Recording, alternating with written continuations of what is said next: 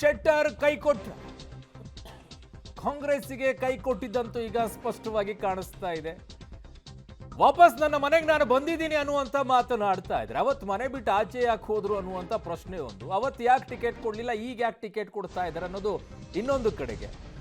ಶೆಟ್ಟರ್ ಅವರಿಗೆ ಯಾವ ವಿಚಾರದಲ್ಲಿ ಈಗ ಮತ್ತೆ ಬಿಜೆಪಿಗೆ ಬರಬೇಕು ಅಂತ ಅನಿಸ್ತು ಅನ್ನೋದು, ಕಾಂಗ್ರೆಸ್ ಅನ್ನ ಯಾಕೆ ಬಿಡಬೇಕು ಅಂತೇಳಿ ಅವರೆಲ್ಲೂ ಕಾಂಗ್ರೆಸ್ ಅನ್ನ ಬೈಲಿಲ್ಲ, ನನಗೆ ಗೌರವಯುತವಾಗಿ ನಡೆಸ್ಕೊಂಡಿದ್ದಾರೆ ಅನ್ನುವಂತ ಮಾತನ್ನು ಹೇಳ್ಕೊಂಡೇ ಶೆಟ್ಟರ್ ಅವರು ಬಂದಿದ್ದಾರೆ. ಹಾಗಿದ್ದಾಗ ಯಾವ ಅನಿವಾರ್ಯತೆ ಇತ್ತು ಶೆಟ್ಟರ್ ಅವರಿಗೆ? ಕಾಂಗ್ರೆಸ್ಸಿಗೆ ಇದರಿಂದ ಆಗುವಂತ ಲಾಭ ಏನು, ನಷ್ಟ ಏನು? ಬಿಜೆಪಿಗೆ ಇದರಿಂದ ಆಗುವಂತ ಲಾಭ ಏನು, ನಷ್ಟ ಏನು? ಅದನ್ನ ಚರ್ಚೆಯಲ್ಲಿ ಒಳಪಡಿಸೋಣ. 2 ದಿನದಲ್ಲಿ 2 ಕ್ಷಿಪ್ರ ರಾಜಕೀಯ ವಿದ್ಯಮಾನ ಇವತ್ತು ನಡೆದಿದೆ, ಒಂದು ರಾಜ್ಯದಲ್ಲಿ ಒಂದು ದೇಶದಲ್ಲಿ. ಒಂದು ಜಗದೀಶ್ ಶೆಟ್ಟರ್ ಅವರ ಘರ್ವಾಪ್ಸಿ, ಮತ್ತೊಂದು ಕಡೆಗೆ NDA ಕೂಟಕ್ಕೆ ನಿತೀಶ್ ಕುಮಾರ್ ಅವರ ವಾಪಸ್ಸಿ. ಅವ್ರು ಬಿಡಿ, ಆ ಕಡೆಯಿಂದ ಈ ಕಡೆಗೆ, ಈ ಕಡೆಯಿಂದ ಆ ಕಡೆಗೆ, ಗಾಳಿ ಆ ಕಡೆ ಬರುತ್ತೆ, ಆ ಕಡೆಗೆ ತೂರ್ಕೊಳ್ತಾ ಇರ್ತಾರೆ. It's A different issue. 2 ದಿಢೀರ್ ಬೆಳವಣಿಗೆ. ಬಿಜೆಪಿಯಿಂದ ಮಾಸ್ಟರ್ ಸ್ಟ್ರೋಕ್, ನಾವು ಆಪರೇಷನ್ ಮಾಡ್ತೀವಿ, ನೋಡ್ತಾ ಇರಿ, ಯಾರ್ಯಾರು ಬರ್ತಾರೆ ಕಾಯ್ತಾ ಇರಿ ಅಂತ ಅವಾಗವಾಗ ಮಾನ್ಯ DCM ಅವರು DK ಶಿವಕುಮಾರ್ ಅವರು ಹೇಳ್ತಾ ಇದ್ರು. ಸೈಲೆಂಟ್ ಆಗಿ ಈ ಕಡೆಗೆ ಜಗದೀಶ್ ಶೆಟ್ಟರ್ ಅವ್ರನ್ನ ಬಿಜೆಪಿ ಅವರು ಕರ್ಕೊಂಡೇ ಬಿಟ್ಟಿದ್ದಾರೆ. ಸೂರ್ಯ ಮುಳುಗಿದ, ಸೂರ್ಯ ಹುಟ್ಟಿದ, ಸೂರ್ಯ ಮುಳುಗಿದ ಅನ್ನುವಂಥ ಶಬ್ದಗಳ ಬಳಕೆಯನ್ನ DK ಶಿವಕುಮಾರ್ ಅವರು ಮಾಡಿದ್ದಾರೆ. ಮುಳುಗಿದ ಅಂತ ಅಂದ್ರೆ ಏನದ್ರ ಅರ್ಥ? ಕಾಂಗ್ರೆಸ್ಸಿಗೆ ಮುಳುಗಿದ್ದ ಅಥವಾ ಯಾವುದಕ್ಕೆ ಮುಳುಗಿದ?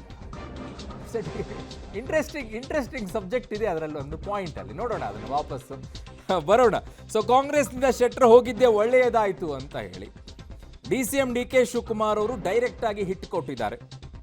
ಶೆಟ್ಟರ್ಗಾಗಿ ಪಕ್ಷದ ಕಾರ್ಯಕರ್ತರು ಟಿಕೆಟ್ ಅನ್ನ ತ್ಯಾಗ ಮಾಡಿದ್ರು. ಕರೆಕ್ಟ್ ಅದು, ಅಲ್ಲಿ ತುಂಬಾ ಆಕಾಂಕ್ಷೆಗಳಿದ್ರು, ಪಕ್ಷಕ್ಕೋಸ್ಕರ ಓಡಾಡಿದ್ರು, ಕ್ಯಾಂಡಿಡೇಟ್ ಆಗ್ತೀನಿ ಅಂತಲೂ ಕೂಡ ಇದ್ರು. ಯಾವಾಗ ಶೆಟ್ಟರ್ ಅವರು ಬಂದ್ರು ಅದಕ್ಕೋಸ್ಕರ ಅವರು ತ್ಯಾಗ ಮಾಡಿ ಅವರಿಗೋಸ್ಕರ ಕೆಲಸವನ್ನ ಕೂಡ ಮಾಡಿದ್ದೂ ಇದೆ. ಅದನ್ನ ಯಾವುದು ತಳ್ಳಿ ಹಾಕೋ ಆಗಿಲ್ಲ. ಅಲ್ಲಿ ಹೆಬ್ಬಾಳ್ಕರ್ ಅವರ ಅಳಿಯಾನೋ ಅವರ ರಿಲೇಷನ್ ಅಲ್ಲಿರುವಂಥವ್ರು ತುಂಬಾ ಪ್ರಯತ್ನವನ್ನ ಮಾಡ್ಕೊಂಡು ಕೊನೆಯ ಕ್ಷಣದಲ್ಲಿ ಶೆಟ್ಟರ್ ಅವ್ರು ಬಂದಿದ್ದಕ್ಕೆ ಬಿಟ್ಕೊಟ್ರು. ಅವ್ರು ನಾನು ಮಾತಾಡಿಸಿದ್ದು ತುಂಬ ಬೇಸರದಲ್ಲಿ ಇದ್ರು. ಅವ್ರು ಬಂದ್ರು, ಸರ್ ಇನ್ನೇನು ಮಾಡೋಕ್ಕಾಗತ್ತೆ, ಹೈಕಮಾಂಡ್ ಹೇಳಿದ್ಮೇಲೆ ಕೊಡಬೇಕಲ್ವಾ ಅನ್ನುವಂಥ ಮಾತು ಬಂದಿತ್ತು ಅವರಿಗೆ.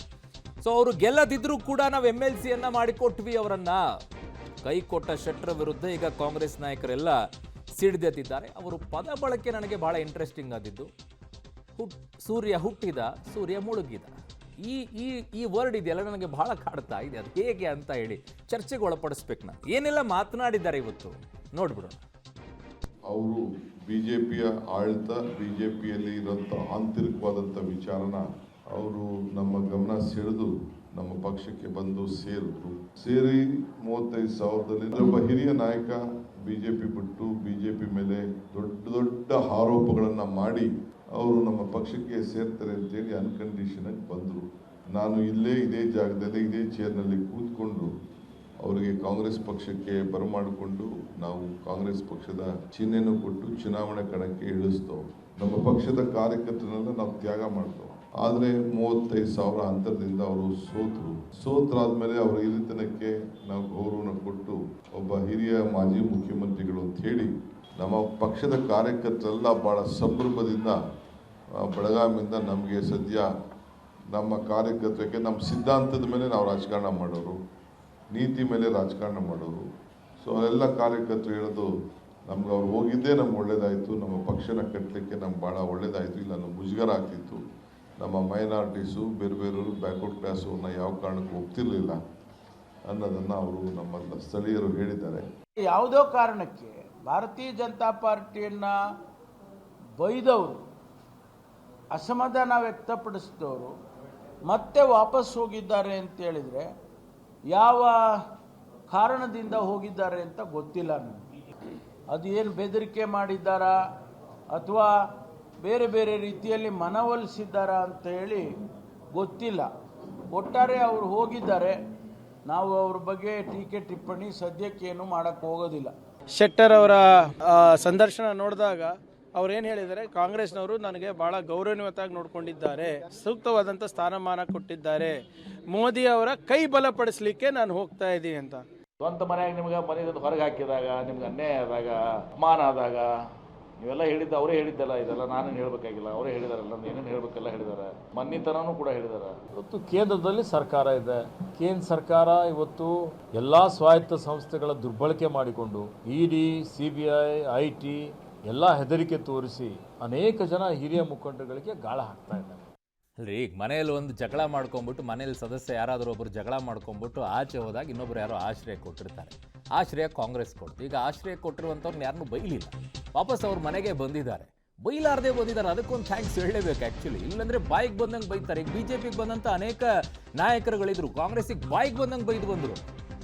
ಇಲ್ಲೂ ಹಾಗೆ ಶೆಟ್ಟರ್ ಅವ್ರು BJPಗೆ ಬೈದ್ಬಿಟ್ಟು ವಾಪಸ್ ಹೋದ್ರು, ಬಟ್ ಕಾಂಗ್ರೆಸ್ಸಿಗೆ ಬೈಲಿಲ್ಲ, ಅವ್ರು ವಾಪಸ್ ಬಂದಿದ್ದಾರೆ ಗೌರವಯುತವಾಗಿ. It's a different issue. ಅದನ್ನು ಚರ್ಚೆಗೆ ಒಳಪಡಿಸೋಣ, ತುಂಬ ವಿಚಾರಗಳಿದೆ. ಸೊ ಈಗ ಇನ್ನೊಂದು ಕಡೆಗೆ ಶೆಟ್ಟರ್ ಅವರು ವಾಪಸ್ ಬಂದಿದ್ದಕ್ಕೆ BJP ನಾಯಕರಿಗೆ ಇಷ್ಟ ಇಲ್ವಾ, ಕಷ್ಟ ಆಗ್ತಿದೆಯಾ? ಕೆಲವರಿಗೆ ಆಗುತ್ತೆ. ಅದು ಯಾವುದೇ ಪಕ್ಷದಲ್ಲೂ ಇರಬಹುದು. ನಮಗೊಂದು ಸ್ಥಾನ ಖಾಲಿ ಆಗಿತ್ತಲ್ವ, ನಾವು ಅದನ್ನು ಫಿಲಪ್ ಮಾಡ್ಕೊಳ್ಬೋದು ಅಂತ ಕಾಯ್ತಾ ಇದ್ರು, ಟವೆಲ್ ಹಾಕೊಂಡು ಕರ್ಚಿಪ್ ಹಾಕ್ಕೊಂಡು. ವಾಪಸ್ ಬಂದ ತಕ್ಷಣ ಮತ್ತೆ ವಾಪಸ್ ಹೋಯ್ತಲ್ಲ ಅಂತ ಹೇಳಿ ಅದೊಂದು ಸಣ್ಣ ಆಸೆ ಹೊಡೆದಿರುತ್ತಲ್ಲ, ಅದು ಮುರಿದೋಯ್ತು ಕತೆ. ಸೊ ಏನಾಯ್ತು ಇವತ್ತು? ಸೊ ನೋಡ್ಬಿಡೋಣ ಯಾರೆಲ್ಲ ಏನು ಮಾತನಾಡಿದಾರಂತೆ. ಇವತ್ತು ಭಾರತೀಯ ಜನತಾ ಪಾರ್ಟಿ ಇಲ್ಲಿ ಕಾರ್ಯಕರ್ತರ ಒಂದು ಏನು ಕೆಡರ್ ಬೇಸ್ಡ್ ಕಾರ್ಯಕರ್ತರ ಪಡೆ ಇದೆ. ಜಗದೀಶ್ ಶೆಟ್ಟರ್ ನೀವು ಮತ್ತೆ ಮರಳಿ ಬರಬೇಕು ಅನ್ನುವಂಥ ಒಂದು ಕೂಗು, ಒಂದು ಧ್ವನಿ, ಅದರ ಜೊತೆಗೆ ರಾಜ್ಯ ನಾಯಕರ ಒಂದು ಕರೆ ಮತ್ತು ರಾಷ್ಟ್ರೀಯ ನಾಯಕರು ಅವರು ಸಹಿತ ಜಗದೀಶ್ ಶೆಟ್ಟರ್ ವಾಪಸ್ ಬರಬೇಕು ಅನ್ನುವಂಥದ್ದು ಒಂದು ಕರೆ ಮಾಡಿದಂಥ ಸಂದರ್ಭದಲ್ಲಿ ಅದಕ್ಕೆ ಸ್ಪಂದನ ಮಾಡುವಂಥ ಕೆಲಸ ಯಡಿಯೂರಪ್ಪನವರು ಇದಕ್ಕೆ ಮುತುವರ್ಜಿ ವಹಿಸಿ ಇನ್ನೂ ಹೆಚ್ಚಿನ ರೀತಿಯಂಥ ಇವತ್ತು ನನ್ನ ಜೊತೆ ಮಾತನಾಡಿಕೊಂಡು ಈ ಪ್ರೊಸೆಸ್ಸಿಗೆ ಒಂದು ಹೆಚ್ಚಿನ ರೀತಿಯಂಥ ಮಹತ್ವ ಕೊಡುವಂಥದ್ದು ಕೆಲಸ ಅವರು ಮಾಡಿದ್ದರಿಂದ ಇದು ಕಳೆದ 5-6 ತಿಂಗಳಿಂದ ಪ್ರೊಸೆಸ್ ನಡೀತಿದೆ.